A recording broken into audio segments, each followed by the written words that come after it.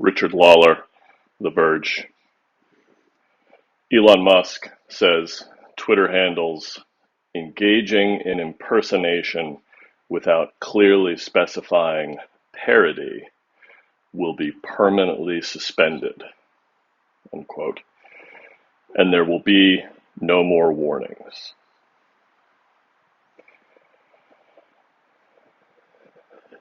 It's happening. He's being as unpredictable, unhinged, and to many, irresponsible as was expected. I think the theme, which at least is becoming clear to me, or has been clear rather to me for some time about dealing with Elon, is what he says is not indicative of what he believes, what he will do. And that part of the value of Twitter, to him at least, appears to be the ability to throw ideas out into the wild and then see what happens. It's a very Napoleonic strategy. First we show up, then we see what happens. That's upsetting to many people. It's damaging to many people. And it's disconcerting to many people. But it's the world we live in. It's the water we swim in. And so, as someone I follow on Twitter put it very well, we're not supposed to have the same main character every day. And this sucks. I'm inclined to agree with them.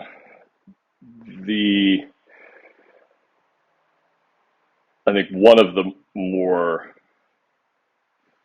frustrating aspects of the 45th president being on Twitter was that he was the main character every day.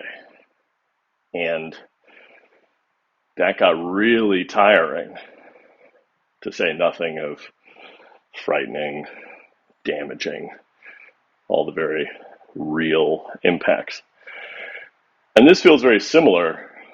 Thus far, the people who are impacted, mostly limited to Twitter employees, and my heart goes out to those of you who may be without employment. But to stay focused on this notion of engaging in parody engaging in impersonation without clearly specifying parody. The notion that you will be permanently suspended and that there will not be any further warnings is, I don't think there's any other way to read it, in direct conflict with what Elon tweeted, days ago, which was the existing set of moderation rules stand, and they will not be changed without some significant communication about those changes, as well as, I think you mentioned, transparency and there being a group of people who are ultimately sort of the arbiters of changes in policy. To the best of my knowledge, that hasn't happened. So this is, again, like acutely annoying because it's in direct conflict. But again, my unified theory of Elon is he operates in the world as if it's a game. I'm reminded some years ago, I think on the Recode stage, someone from the audience asked him whether he thought we were living in a simulation. And I'm sure I'm not getting the thrust of the quote perfectly here. But one of the things I recall him saying is, I don't think you can prove that we're not in a simulation. And quite frankly, I think that explains as much of the why behind what he does as anything you could possibly hope for. There are more strategic reads. You could read his buying of Twitter as Twitter is the marketing vehicle for his existing businesses, right? His ability to talk directly to the world about what SpaceX is doing or what Tesla is doing depends on Twitter. So there's a cynical interpretation, which is he owns this thing now in order to ensure that there's no version of the future where he can't continue to use it for his purposes. Maybe that's it. But it does seem to me that the businesses which he does run, or was running as of 2 weeks ago, SpaceX, Tesla, primarily. I know there are others. They're not flawless. They're not spotless. They're not without issue. But the product that gets to the end user, whether that is the United States government needing to ship something to low Earth orbit, or someone who needs to replace a car and would like to replace it with something that doesn't run on gasoline, those two businesses serve their customers quite well. And for me, personally at least, I'm going to continue to sort of withhold judgment, factor out as much of the chaos hour to hour and day to day, and maintain sort of a North Star of, from here, is Twitter better in 3 months? Is it better in 6 months? Is it better in 12 months? That's the relevant thing to me.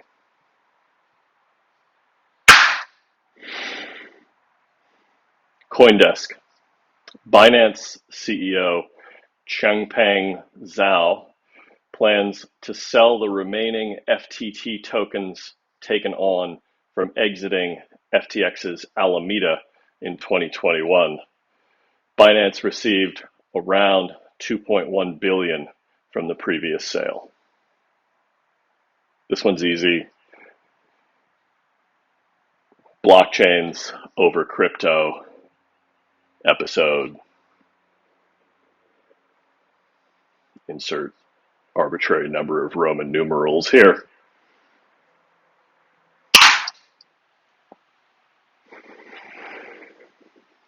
Joe Rosignol, Mac Rumors. Apple expects to ship iPhone 14 Pro and iPhone 14 Pro Max shipments to be lower than anticipated due to COVID-19 restrictions at Foxconn's factory in Zhengzhou, China. Related Bloomberg sources, Apple expects to produce at least 3 million fewer iPhone 14 handsets than anticipated in 2022, aiming to make 87 million or fewer, primarily due to softer demand. Luca and Tim are a dynamic duo. Last week, you report earnings. The very next week, start seeding the ground for lowering expectations. Are these leaks, because let's be clear, that's what this is, and it would surprise me if this is a leak coming out of a supply chain as opposed to a leak coming out of Cupertino, except it's not a leak, It's a plant. Is it because of issues at Foxconn's factory? Entirely possible. Is it because of softer demand? I would wager, if you asked me to lay a bet, I'm putting more money into the idea that they can see the writing on the wall and there's not a major change to what an iPhone is in the next release of the product. Therefore, not as many will be sold. And that's a thing one wants to plan for as a business as large as Apple's.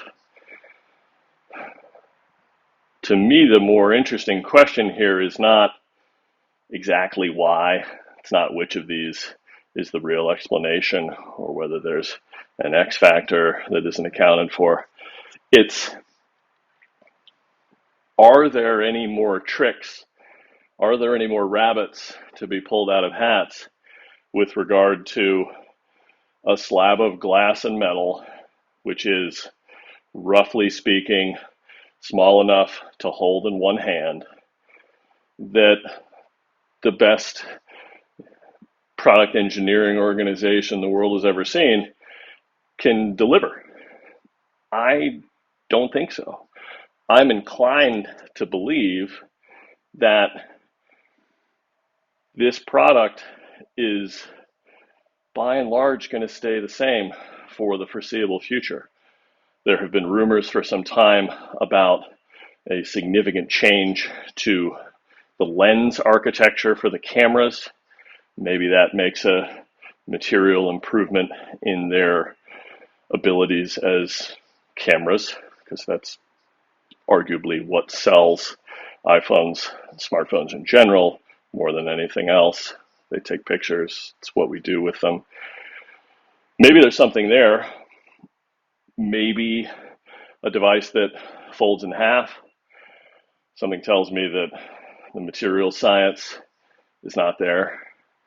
And the macro question with regard to Apple is how much of the finite resources the magicians in Cupertino have need to be spent on the iPhone versus the next product, something you wear over your eyes. Maybe that thing is still running on a constrained budget. Maybe it will follow the pattern that the iPhone allegedly followed, which is that business unit is only financed from the earnings of itself, right? So version 1 of an Apple headset comes out. The extent to which version 2 is going to be funded is going to come from the success of version 1. I don't know. Maybe the material difference between a headset and a phone is, first of all, the mechanical and electrical engineering challenges to build something you can wear on your head are significantly higher than building something that you hold in your hand. And number two, no, I don't think you need a number two. There are other things to consider, but generally speaking, I don't see it. So will there be fewer iPhones manufactured? Starting January, February? Like, I don't know what the production ramp is, but these things can go on sale in September, 10 months away. Yeah, maybe there'll be fewer. I'm just not sure anybody cares aside from Wall Street.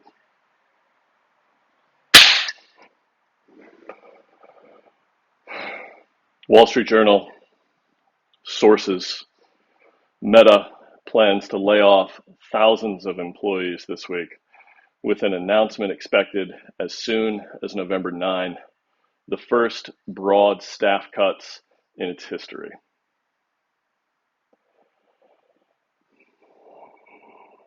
Not what anybody wants, except Wall Street, because Meta's stock was absolutely hammered.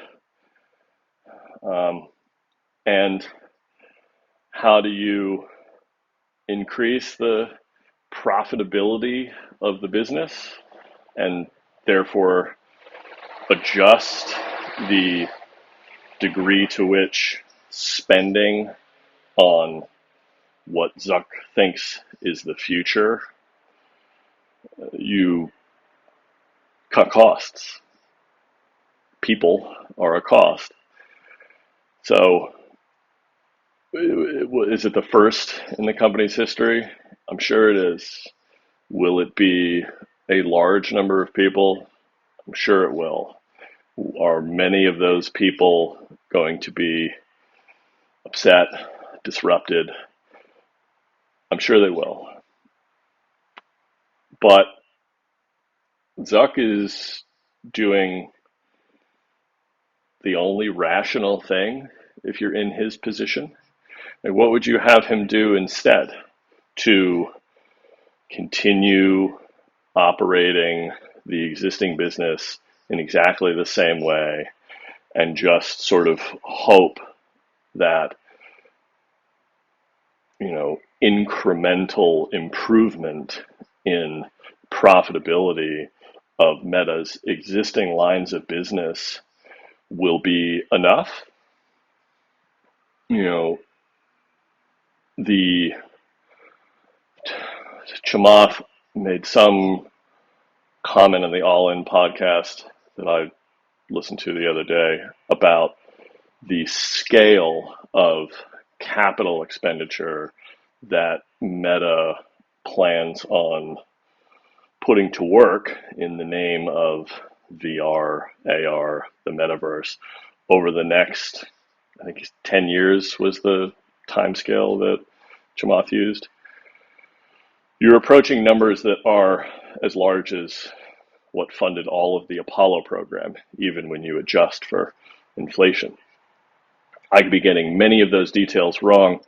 Say what you will about your feelings on Chamath Palihapitiya or anybody else, but you can't deny that Zuck is choosing to spend enough money that Wall Street says you're going to take a 30% haircut, I think was the number that I heard, on the value of the business as a result of this decision. If that doesn't prove to you that it's a material decision and that it represents a massive potential for either high reward, in the case that Zuck is right, and 5 years from now, Meta is shipping the best VR hardware in the world, and they have a absolutely blossoming ecosystem of ISVs, maybe.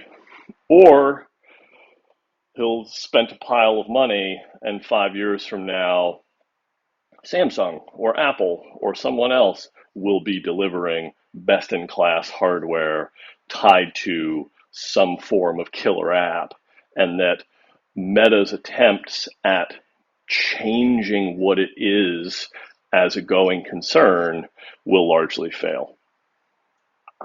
Nobody can tell you which of those things is going to happen.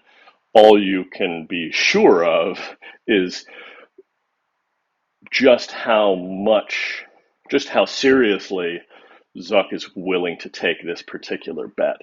And quite frankly, yes, go, do it. We need more people who are in the positions that Zuck is in to make moves that are of a scale that no other business can really make.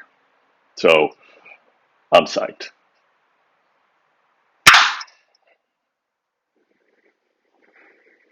Bloomberg sources, after cutting around 3,700 staff, Twitter asks dozens to return upon realizing some are needed to build features Musk wants and others were sacked in error. Related, Sankalp Partial, Bloomberg sources, Elon Musk fired over 90% of Twitter's 200 plus staff in India over the weekend, including around 70% of the product and engineering teams.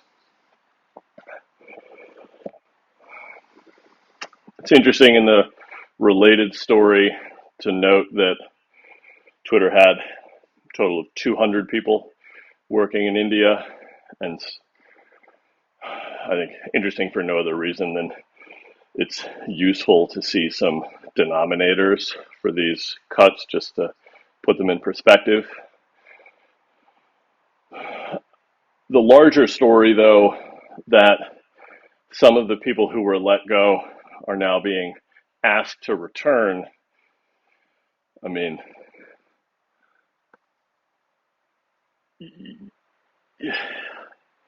yeah, this is exactly the sort of ridiculous effect that you get from such brute force,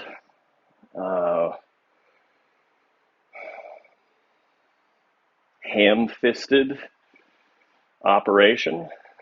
Like, you came in and you gave yourself less than a week to decide which individuals you didn't need anymore to operate the business. And when you're talking about a total headcount that's measured, what was it, somewhere between 5,000 and 10,000 people, the probability that you're going to hamstring or otherwise handicap a given team from doing the things which you ultimately need them to do, it's quite high. So all I can say is I sincerely hope that some of those people return, if for no other reason than for them to spin up a Substack. Probably don't want to use Twitter for this. Spin up some media property under a pseudonym and tell the story of what the hell it's like to be inside of the Twitter machine right now. Because not that we need to keep giving sort of raw material to journalists to continue to write about what's happening here, but because someone needs to be documenting what's happening for posterity, if nothing else. But aside from that, it's not a good look.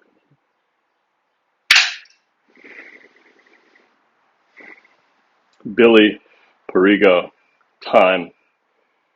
Q&A with Mastodon founder and lead developer Eugen Rochko on how decentralized social media servers mitigate hateful speech, why he built the service, and more. This hopefully is a good one to read.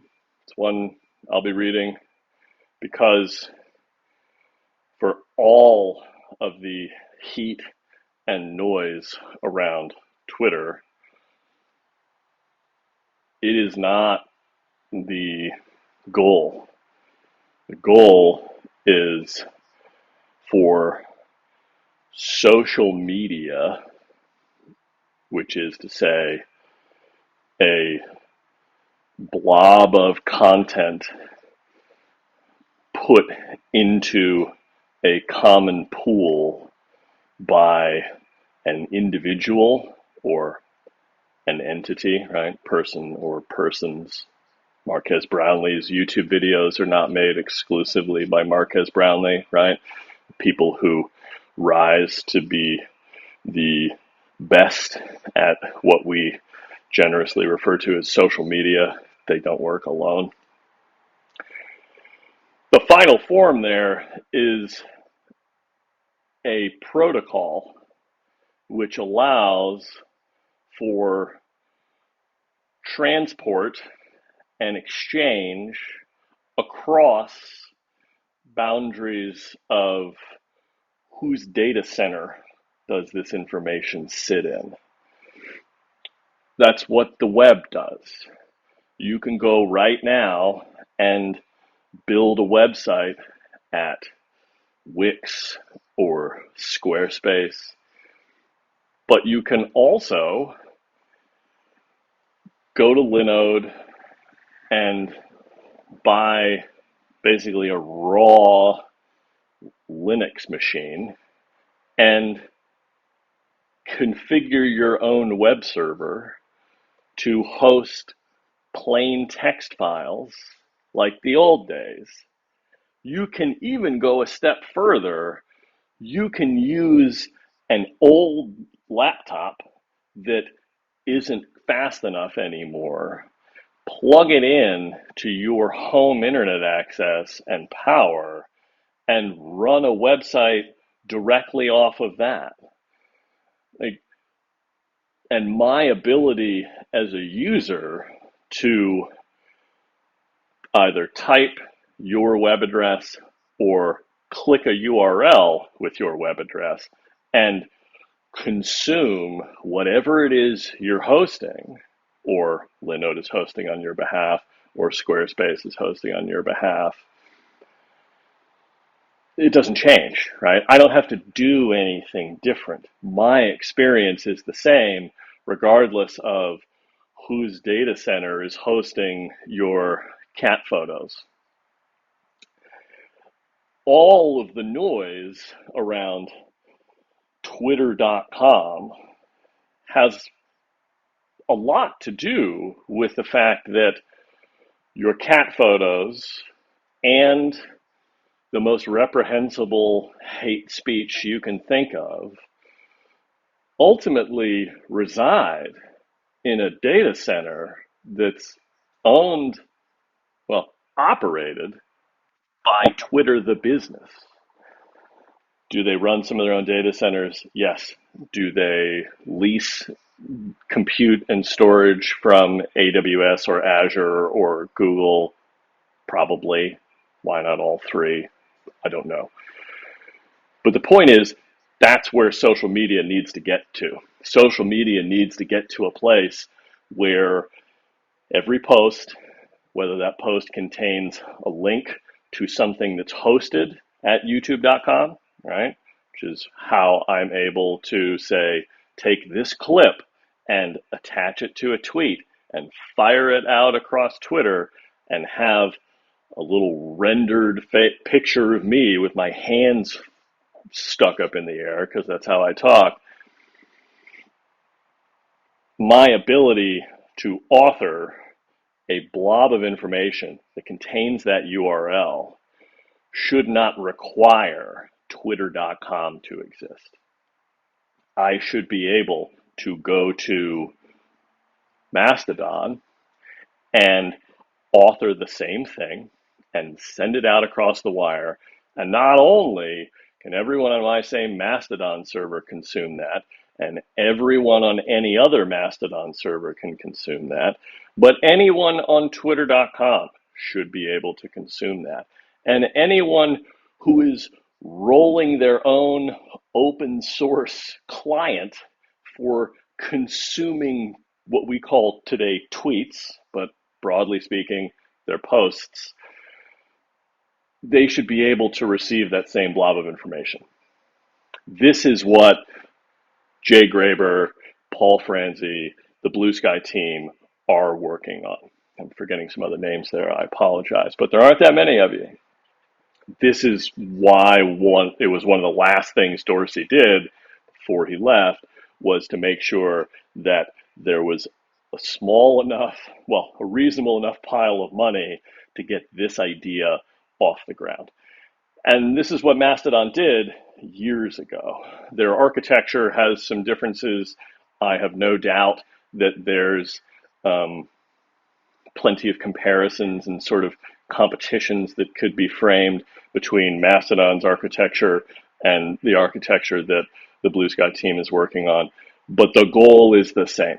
The goal is to get to a place where your post does not have to have a home with a particular business. And so the more light and heat and energy that Mastodon can accrue, quite frankly, I think the better, because a couple of things I think are likely to happen there. Number one, it will open people's eyes to the basics of the concept of social media operating as a protocol. That's sort of what decentralized means in this context. And to the extent that a material number of Twitter users leave twitter.com and start to use Mastodon instead because they don't like Elon or because they're afraid of, the terrible things that Kanye West wants to say tomorrow, that pushes Twitter to be better. How Twitter, under the leadership of someone like Elon Musk, chooses to respond, whether they choose to respond by building a better product or ignoring it, not responding at all, who knows? But this is good. We need more of this. We need to get to a place where my ability to take 280 characters and a JPEG and a URL and make them available to anyone who wants them without it being a website, that needs to exist. Nico Grant, New York Times. Ahead of the US midterms, researchers say YouTube, which often flies under the radar, has misinformation blind spots that allow false narratives to slip through. Related, Stephen Lee Myers, New York Times. Research. Russia activates its troll and bot networks on Gab, Parler, and other platforms, seeking to influence the US midterms and erode support for Ukraine. Also related, Washington Post. A review of misinformation labels. Twitter and Facebook have done little to refute inaccurate election claims by at least 26 U.S. midterms candidates since April. The idea that it is up to corporations to ensure that only authentic information, accurate, truthful information gets to those who will vote in the US midterms elections is unhealthy.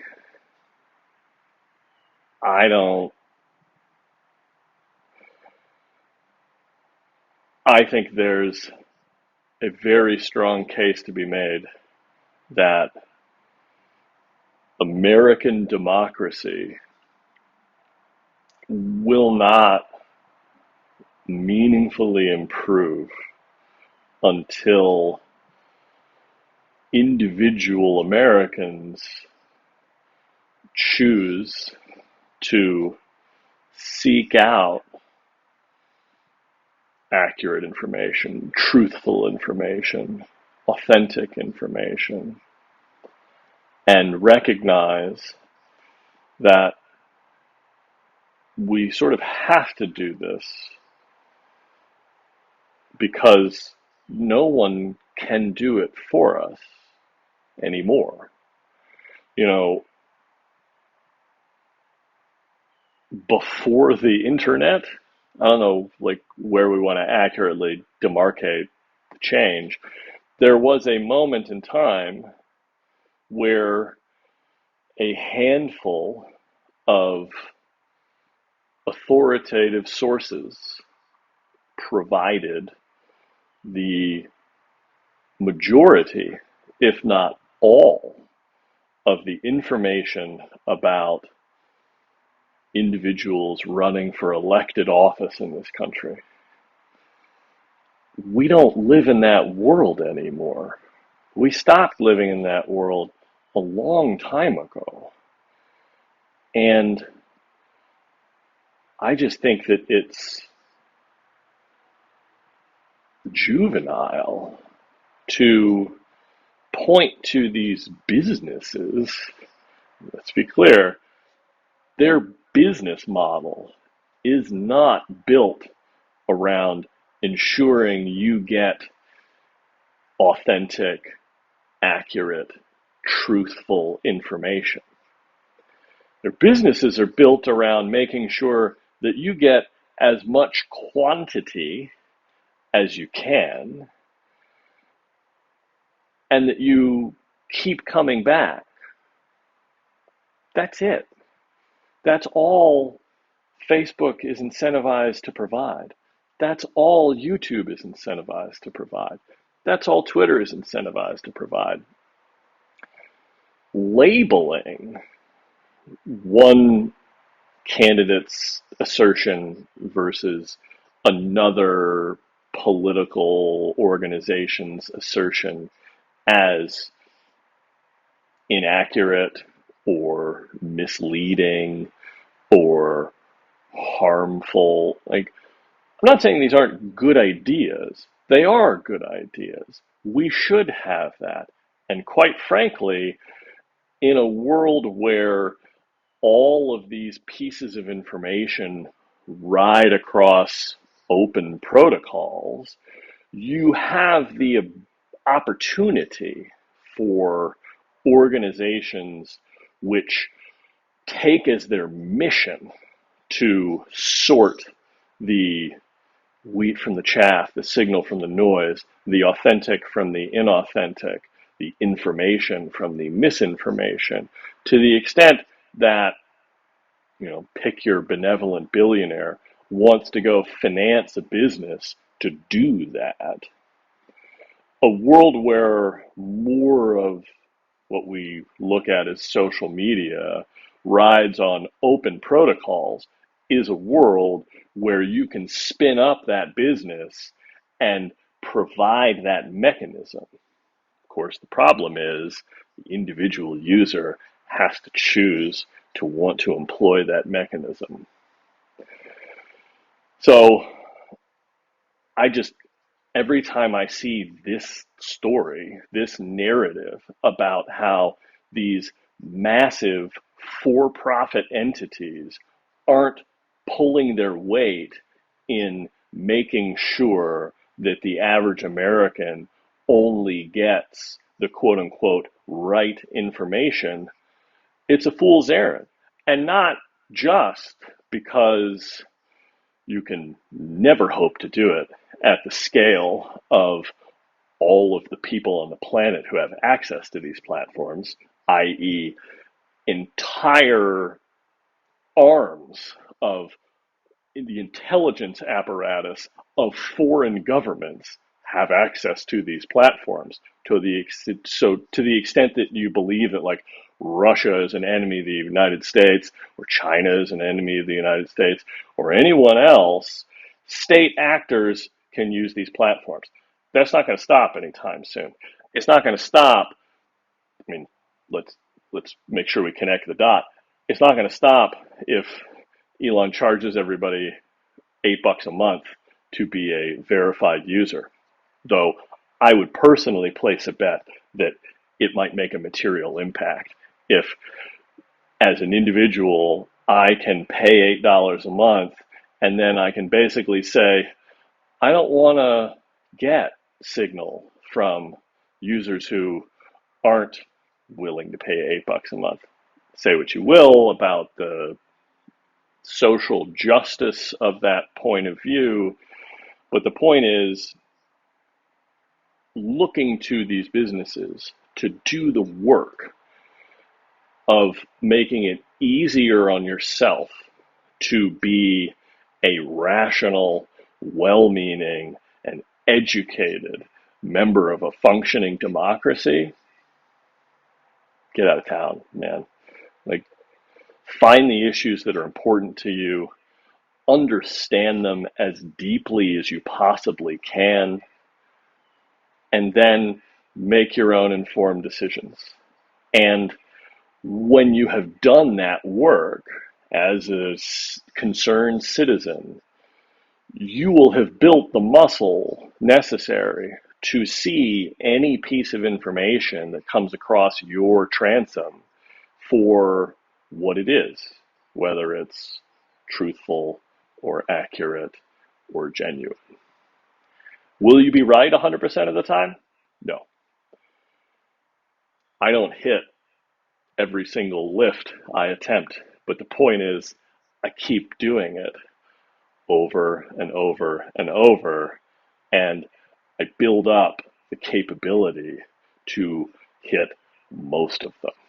And when you're going to the ballot box and you're trying to make a decision about who should be in charge of law enforcement in my city, or who should be on the school board where my kid goes to school, or which person do I think best represents my priorities as a citizen of this state, the only person you have to rely on is yourself in that scenario, and in many other ones. New York Times, internal post and sources. Twitter delays rolling out verification check marks to blue subscribers until November 9, the day after the U.S. midterm elections. This was an idea that I believe it was Alex Kranz on this past Friday's Vergecast. The blue check mark on Twitter may flip from being a mark of authenticity, what many people have come to believe over time is status. Status is really only a function of its scarcity, in my opinion. I don't think it actually conveys status. And I say that simply because, like, I have friends who have blue check marks, and they're not that special. You know who you are. Kranz's point, though, the check mark may flip from being this indicator of verification, authenticity, to, quite frankly, becoming sort of an aqua letter that labels you as like, are you one of these weirdos who is willing to pay to use this hellscape of a website? I think it's possible. I think that there will be plenty of people who make some version of that joke.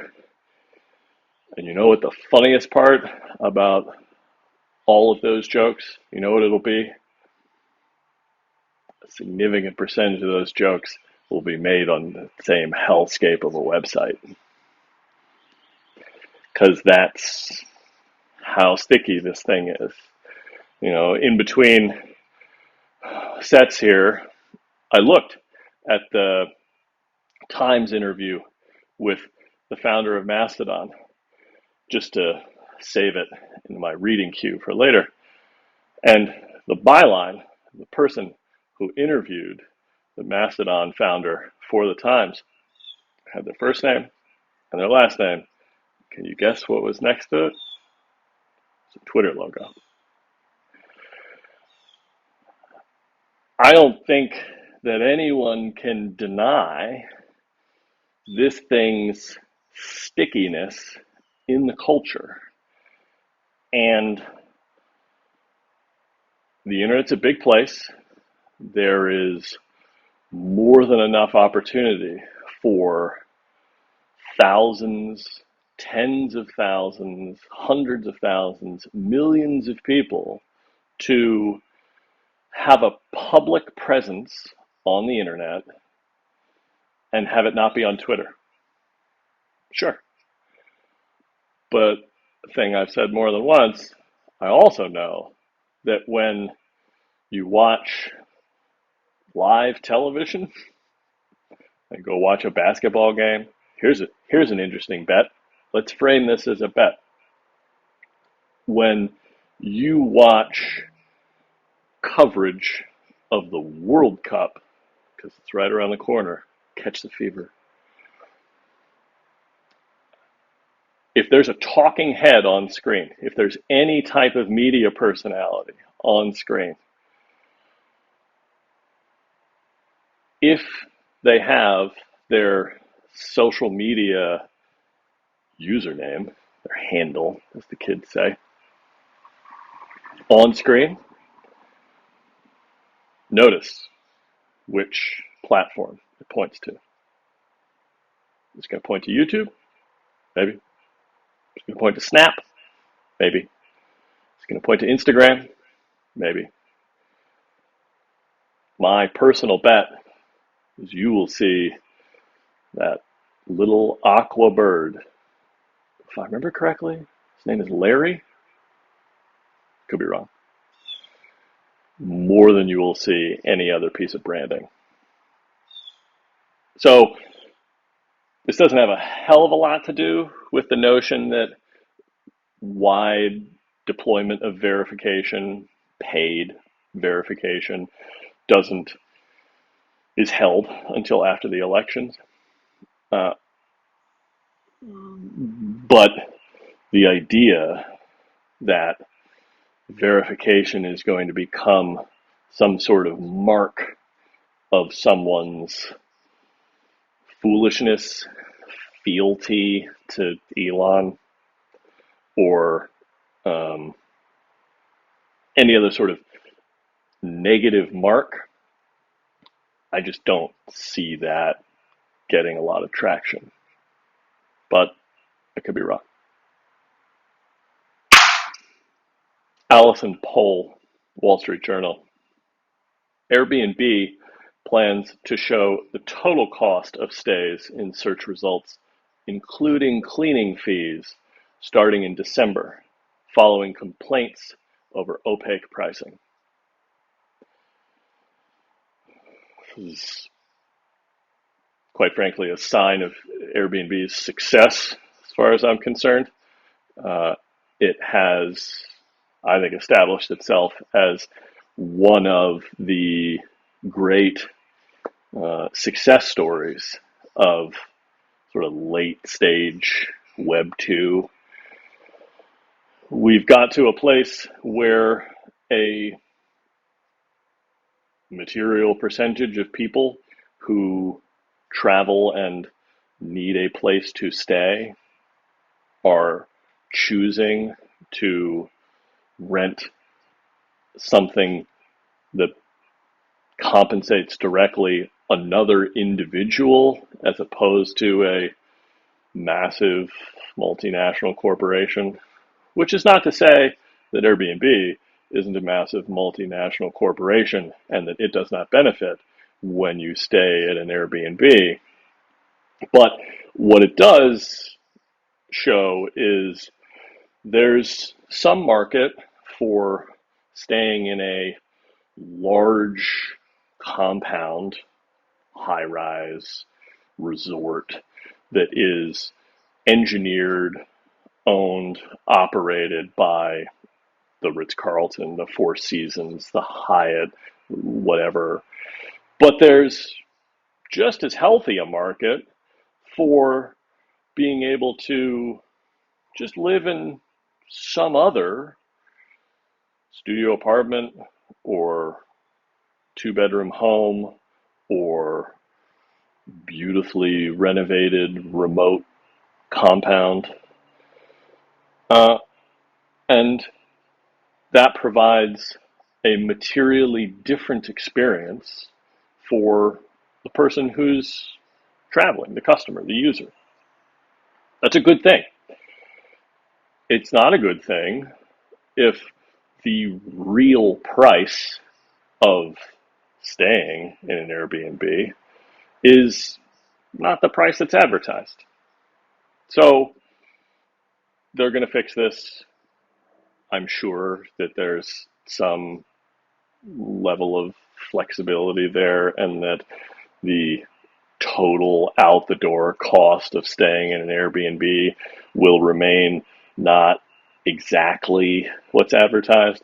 But so long as that gap is small enough and people have a reasonably accurate expectation of how much money they're going to spend, then Airbnb is going to continue to be a kick-ass business. Because who doesn't want to be able to stay in a beautiful fairy-lit treehouse in British Columbia with, somebody special? No, I do. Washington Post. A profile of Alex Spiro, a celebrity lawyer and central figure in Elon Musk's bid to overhaul Twitter, who has done much of the legal heavy lifting so far. I can't help but feel that the only reason, not the only reason, a large reason why a profile of this attorney would be published is to drive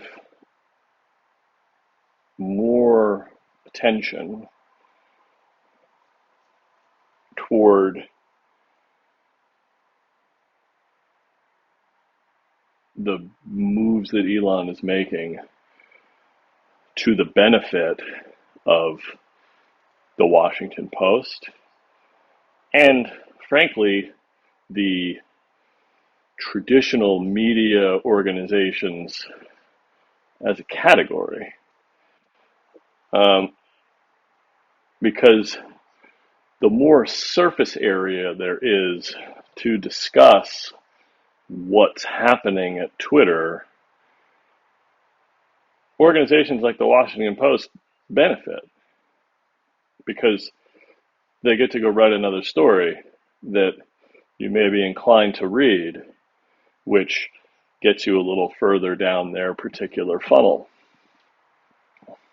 I have no idea what the sort of character of Alex Spiro is, but I do feel that offering a profile of this person is not really in service to that person, and also probably not in service to Twitter or Elon's goals, because when is a thorough and detailed examination of the legal counsel who's hired on behalf of a client, when is that in the legal counsel's interest? It's not. And don't get me wrong, it's possible that if we were to go read this profile of Alex Spiro, we may find a glowing portrait of someone who has strong ethical and moral fiber and is choosing to do this work because they have some deeply rooted belief in the rule of law or the primacy of pluralistic society. But you can see as I'm putting all this color around it, I highly doubt it. I highly doubt that this attorney has given a whole bunch of energy to the Washington Post to paint a positive picture of themselves or of the clients they represent, because that's not what attorneys do. And so if it's not the attorney themselves who's going to the Washington Post and saying, hey, you should write a big story about who I am and what I'm doing for Elon, that's not happening. The second thing that's not happening, at least I would not bet on it, is Elon or anyone in Elon's inner circle going to the Washington Post and saying, hey, you should write a big story about Alex and all the great work he's doing for us. So what do we have left? Who else has an incentive to go write a profile of the attorney who is attempting to thread the needle of what Elon wants done with the minimal amount of potential legal fallout from doing those things? Only entity that I can think of which benefits is the Washington Post. And again, every other entity that swims in sort of the same water as, well, not in the same water, every other traditional media organization and non-traditional one, because by increasing the surface area of the story of Elon bought Twitter and everything's crazy, the more surface area there is there, the more stories there are to tell, the more attention there is to be garnered. So maybe there's something interesting to learn there, but my suspicion is that it's really there to